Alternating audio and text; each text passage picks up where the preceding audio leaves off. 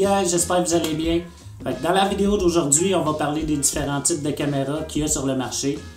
C'est sûr, si tu as magasiné un peu les caméras, tu t'es rendu compte qu'il y avait vraiment un énorme choix. Ça sort d'année en année, il y a tout le temps des nouveaux modèles qui sortent. Ça peut devenir un peu compliqué de savoir vers où te diriger. Pour commencer, on va parler des téléphones intelligents.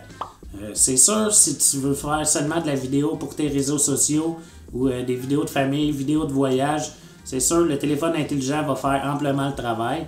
C'est juste que, qu'est-ce qui se passe avec les téléphones intelligents, c'est que le capteur est vraiment très petit.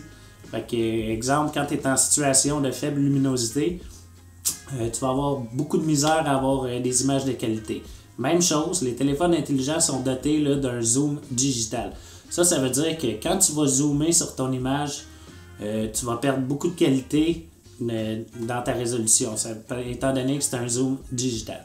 Fait que si tu continues avec un téléphone intelligent, je te conseille de downloader deux applications. Si tu es avec iPhone, je te conseille Filmic Pro.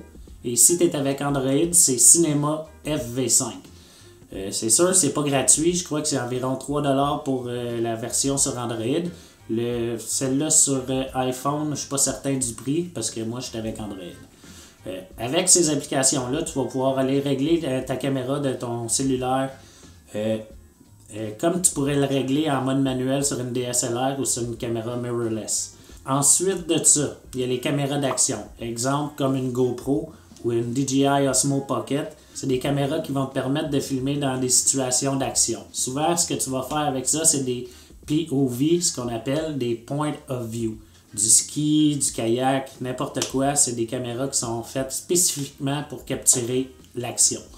Ensuite de ça, il y a les drones. Tout le monde connaît ça maintenant, on est en 2024. C'est vraiment super pratique pour faire des gros plans larges, des plans aériens, pour mettre en situation du lieu où ce que tu es. C'est sûr, les drones, c'est quand même assez dispendieux, c'est pas tout le monde qui a les moyens. T'es pas obligé d'avoir ça, mais ça donne vraiment un gros plus à tes vidéos pour donner un look professionnel. Ensuite de ça, tu vas tomber soit dans les caméras DSLR ou mirrorless, caméra hybride qu'on appelle. La différence entre les deux, c'est qu'une caméra DSLR, dans le fond, c'est un système avec des miroirs qui est à l'intérieur. Les boîtiers sont beaucoup plus gros qu'une caméra hybride mirrorless, qu'elle, il n'y a pas de miroir à l'intérieur. Fait que c'est beaucoup plus petit, compact et léger. Fait que si tu fais du vlog, tu voyages beaucoup, je te conseille fortement de t'acheter un mirrorless. Ça va prendre moins de place dans ton sac. Puis quand tu voyages de la place, ben, tu en as besoin. Pour ma part, moi j'ai une caméra mirrorless, j'ai une Sony A6600, puis ça fait amplement le travail. C'est sûr, dans ces types de caméras-là, il y a différents types de capteurs, mais ça, on va en parler dans une prochaine vidéo. Ensuite de ça, tu vas avoir les caméras type ciné. C'est encore plus dispendieux. C'est plus si tu veux faire, exemple, des documentaires, faire des courts-métrages. C'est vraiment plus pour le cinéma. Caméra Red Dragon, Blackmagic, c'est les modèles les plus populaires dans ce type de caméra-là. Mais ce qui arrive avec ces caméras-là, c'est qu'il n'y a pas de système d'autofocus ni de stabilisation interne.